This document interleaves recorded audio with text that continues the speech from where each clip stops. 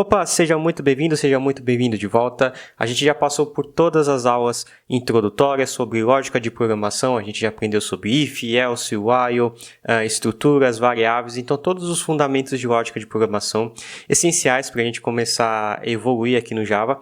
Você já estudou, você já dominou e você já pôs em prática. E agora a gente vai sair desse campo mais fundamental da linguagem lógica em si, né? Agora a gente vai começar a entrar no campo fundamental da orientação a objetos aqui na linguagem de programação Java. Então, a linguagem de programação Java ela nasceu nesse quesito, nesse paradigma de orientação a objetos. Eu vou explicar para você o que é isso, o que quer dizer todo esse conceito, mas é importante você saber que a partir de agora a gente vai entrar nesses fundamentos. Então, toda a parte fundamental de lógica, a gente já passou, põe em prática, volte se for necessário, põe em prática novamente, porque agora a gente vai sair já no, vamos dizer assim, do level 0, do nível 0, para o nível 1 aqui na programação como um todo, tá bom? Então vamos lá, a gente vai entrar no novo conceito, essa aula vai ser um pouco teórica, até demais, vamos dizer assim, mas é importante essa teoria para que você se familiarize com esses conceitos, porque os fundamentos são importantes. Não adianta você construir uma casa em cima de uma base não sustentável, né? Uma base um pouco frágil. Então, é importante a gente aumentar essa base e deixar essa base cada vez mais sólida, essa base, tá bom? Então, vamos lá. O que é orientação a objeto e por que surgiu e o que isso tem a ver com a linguagem de programação Java? Há muito tempo atrás, os programas, como eu mostrei para vocês, eram feitos de forma sequencial, ou seja, tudo que você escrevia em determinado bloco de código, ele ia sendo executado de cima para baixo, tá? E todas as lógicas, tudo que desrespeitava aquele programa, era praticamente escrito de forma linear, de forma sequencial. Só que conforme seus projetos vão crescendo e as coisas vão ficando maiores e os problemas do mundo real que a tecnologia tem para resolver vão aumentando, a programação feita dessa forma, que a gente chama de uma programação um pouco mais estruturada, ela se torna uma programação um pouco difícil de crescer, de escalar e até de dar manutenção nos dias atuais.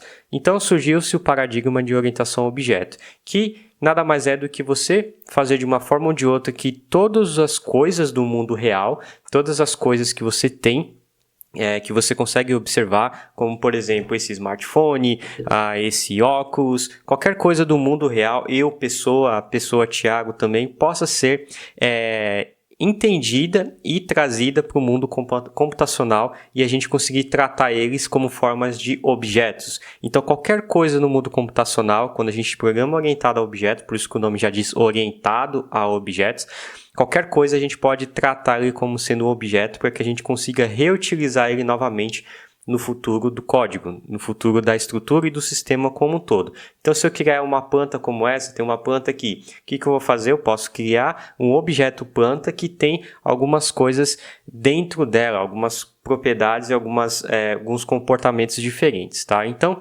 orientação a objeto, resumindo, é uma forma de a gente trazer os problemas do mundo real para dentro do mundo computacional e a gente conseguir tratar todas essas coisas no formato de objeto para a gente conseguir conversar com eles e reutilizá-los no futuro, tá? Então, por exemplo, eu vou criar um objeto aqui para vocês e eu vou te explicar como é o conceito de criação de objetos aqui no Java. A gente já fez alguns, a gente já até brincou, mas agora a gente vai entender a fundo como aquilo tudo que a gente já fez até então funciona. Então, novamente, pega o seu lanche, pega o seu café, porque essa aula é uma aula um pouco mais teórica, mas também é muito importante. Então, assista ela até o final, volte ela se for necessário, tá bom? Então, vamos lá. Vamos imaginar o seguinte cenário. Imagine o seguinte cenário onde você tem um sistema, o seu site, o seu aplicativo, e o seu aplicativo ele tem a função de um usuário fazer login para se autenticar e usar o seu aplicativo. Vamos dar um exemplo, o próprio aplicativo do Facebook. O Facebook tem a sua área de login lá dentro, certo?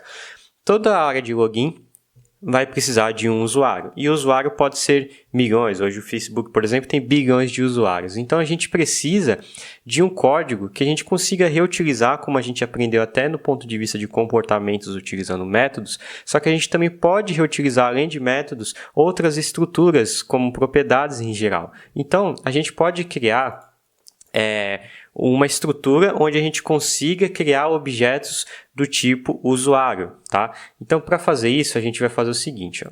a gente vai dar o new class do Java, tá? E aqui a gente vai chamar ela de user, tá? Quando a gente tem uma classe, a gente consegue construir um usuário a partir dessa classe. Então, eu vou te explicar agora exatamente o que significa classe e o que significa, de fato, um objeto, tá?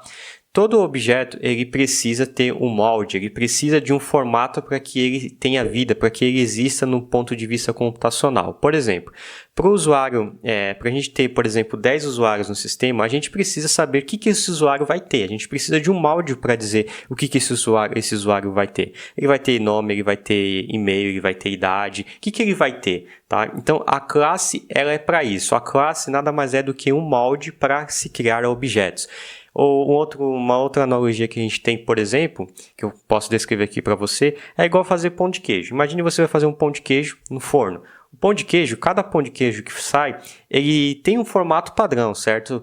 Esse formato padrão desse pão de queijo geralmente é a forma do pão de queijo. Então, a forma do pão de queijo geralmente é uma forma redonda, com uma altura de tantos centímetros por tanto de raio, tá? É uma forma que eventualmente cabe 10, por exemplo, objetos, 10 desse pão de queijo. Então, fazer uma analogia, a forma de um pão de queijo seria a nossa classe no sistema. Já o pão de queijo em si, propriamente, o próprio pão de queijo, nada mais é do que o próprio usuário em existência, um usuário fixo daquele sistema.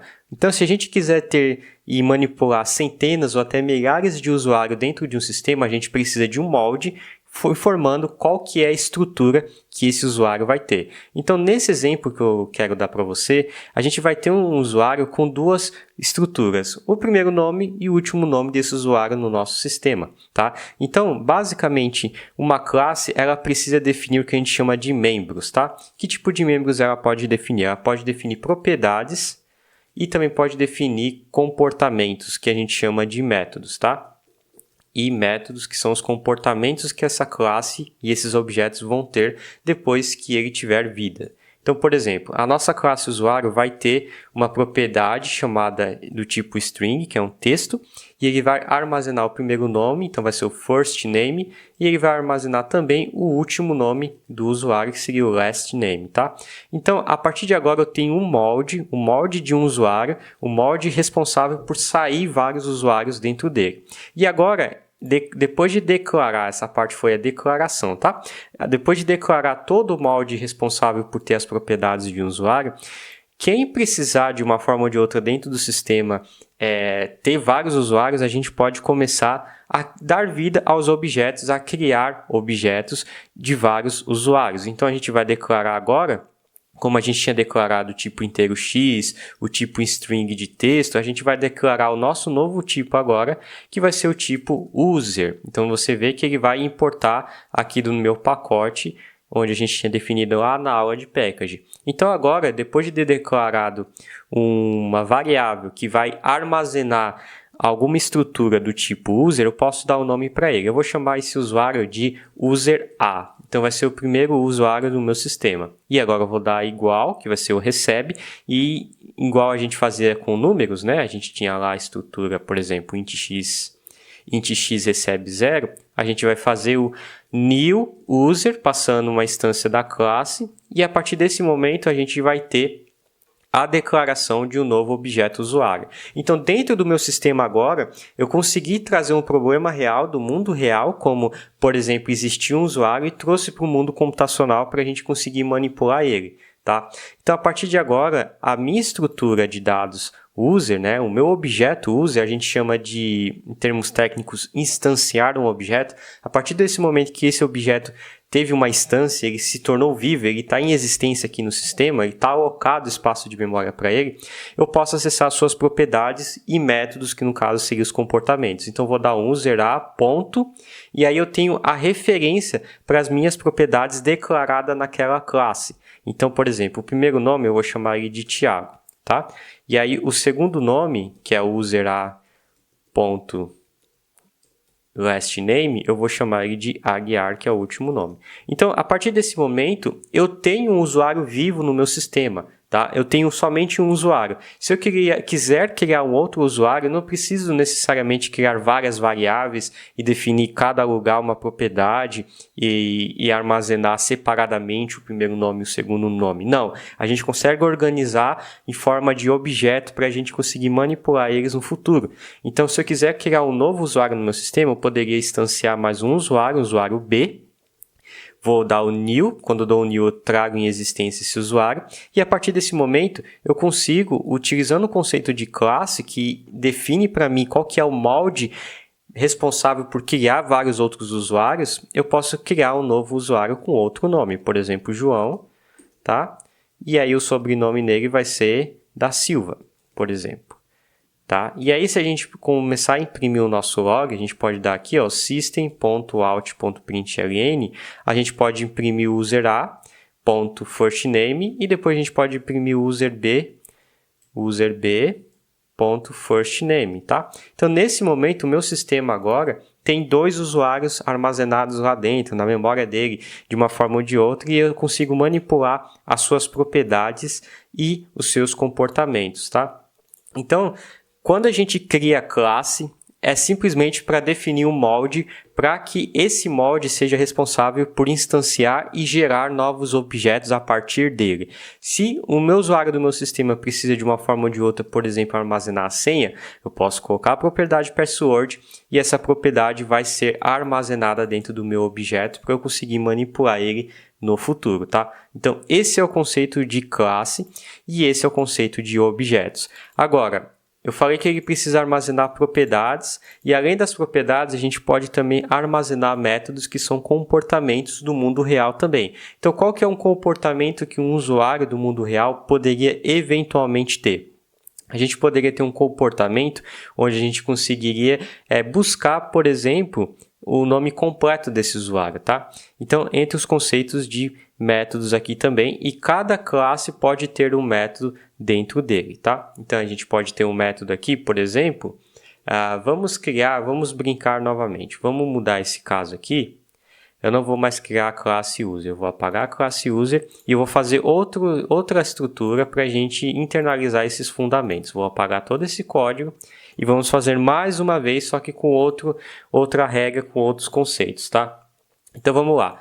Imagine que você tem um outro sistema, um outro aplicativo que diz respeito a alguém que realmente vende instrumentos. Então vamos supor que você tem uma série de objetos que você quer trazer do mundo real para o mundo computacional para você vender os seus instrumentos, como por exemplo bateria, guitarra, violão e assim por diante. Então a gente pode criar aqui ó, uma classe chamada de guitar, que seria um violão, em inglês guitar é violão, se for uma guitarra é electric guitar, né, um violão elétrico e assim por diante. E aí o que eu vou fazer aqui, ó? Que tipo de propriedade a gente consegue imaginar que um objeto guitarra pode ter? Uma guitarra ela pode ter cordas, ela pode ter braço, ela pode ter a marca da guitarra e assim por diante. Então vamos criar uma propriedade aqui, ó, pública também, para a gente armazenar, por exemplo, uma string que seria a marca. Então eu vou dar o nome dela de name, tá? Seria a marca da guitarra. E a gente também vai armazenar dentro dessa guitarra, por exemplo, o número de cordas. Então vai ser um número inteiro e vai ser o chords. Eu acho que é assim que se escreve cordas em inglês, eu não lembro, acho que é assim. Tá? E aí a gente vai ter duas propriedades. Então toda vez que eu for instanciar uma classe do tipo guitarra, eu vou conseguir ter as cordas disponíveis e também o nome dessa guitarra disponível. Então eu vou criar aqui, ó, eu vou alocar um espaço de guitarra chamada de Fender e vou dar o new guitar e aqui dentro, depois de ter a instância, eu vou mudar as propriedades dessa guitarra. Então eu vou mudar o número de cordas da Fender, são 6, e o número de cordas, o nome da guitarra, nesse caso, vai ser Fender, tá? E aí a gente pode criar uma nova guitarra, por exemplo, seria a guitarra tipo Ibanez, que também é uma marca de guitarra que a gente tem no mercado, tá? E aqui ela também tem 6 cordas e o nome dela vai ser Ibanez, tá? Então a gente tem 2 objetos guitarra disponível no meu sistema. E agora, eventualmente, se eu quiser criar infinitas guitarras, eu vou conseguir criar infinitas guitarras. Então eu trouxe para a realidade na verdade, da realidade para o mundo computacional, um problema real que a gente transformou em objeto. Agora, isso aqui são propriedades. Que tipo de comportamento essa guitarra eventualmente pode ter? Qual comportamento que uma guitarra geralmente ela tem? Geralmente ela pode, por exemplo, tocar. Então, a guitarra ela pode ter aqui uma instrução, que seria um método, chamado de play, que seria para tocar. E aí ele faria alguma coisa nesse código. Se fosse um aplicativo, por exemplo, imagine um aplicativo que teria uma guitarra lá para você tocar. Você conseguiria ter um recurso de áudio e o áudio seria tocado. Então aqui vai ser tocado o áudio, tá? Então aqui são os comportamentos que aquele objeto pode ter no mundo real. Um exemplo, se você tiver uma classe definida como carro, uma classe carro, ela realmente precisa dos comportamentos e as propriedades que um carro vai ter. Qual o comportamento que o carro vai ter? O carro pode andar, o carro pode abastecer. Tudo que é do conceito verbo, né, quando a gente fala em termos verbais, é praticamente os comportamentos que aquele objeto vai ter. Correr, o carro pode acelerar, o carro pode desacelerar. Então, tudo que é do mundo real, a gente traz para o mundo computacional para a gente resolver um determinado problema real do mercado. Por exemplo, se você está usando o seu aplicativo um aplicativo do Instagram. O aplicativo do Instagram, que tem um objeto chamado de user lá dentro, como a gente já tinha falado. Um objeto user dentro do Instagram que pode ter que tipo de propriedades lá dentro? Ele pode ter, por exemplo, uma propriedade que seria número de seguidores. Pode ser followers, número de seguidores, número de pessoas seguindo. A gente tem um following, né? Número de pessoas que estão seguindo. Que tipo de comportamento um usuário no projeto do Instagram pode ter? Dentro do usuário do Instagram, a gente pode ter, por exemplo, uma função chamada de seguir, que é propriamente o ato de você seguir. Tá? E aí aqui dentro ele salva no banco de dados quem seguiu. Então, assim a gente define comportamentos e assim a gente define propriedades na orientação a objetos e na definição da linguagem computacional do Java. Então, resumindo, vamos resumir um pouquinho essa aula só para a gente entender. Uma classe, o que é uma classe? Uma classe é um molde responsável onde você define todas as propriedades e comportamentos que cada objeto que sair daquele molde vai ter. É o caso do nosso exemplo do pão de queijo. Se você tem a forma do pão de queijo, é a sua classe responsável por sair objetos pão de queijo, com seus tamanhos, com as suas propriedades, com as suas cores e assim por diante. Um objeto pão de queijo aqui nesse caso, né, uma classe pão de queijo nesse caso, teria uma instrução como, por exemplo, fabricar e eventualmente a propriedade como forma, raio do pão de queijo, cor que vai ser o pão de queijo e assim por diante. Então, o objeto é o que realmente é instanciado, que traz vida e que sai de uma classe, e aí a gente consegue usar e resolver problemas do mundo real através desses objetos, como o caso de usuários fazendo login no sistema, tá bom?